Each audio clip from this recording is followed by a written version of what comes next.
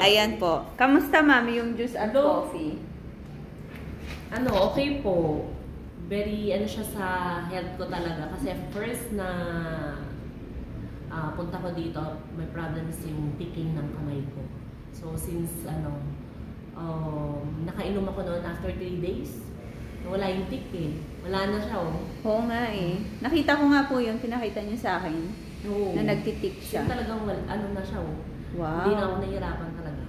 Ano po yung iniinom niyo ma'am? Yung Yes to Healthy Life coffee o juice? Coffee. Coffee. Coffee. Wow, Coffee talaga. grabe. Amazing. Nakakilabot po ang iyong testimony, ma'am. Yeah, God bless. 3 days pa lang yon guys. So, 3 3 days. days.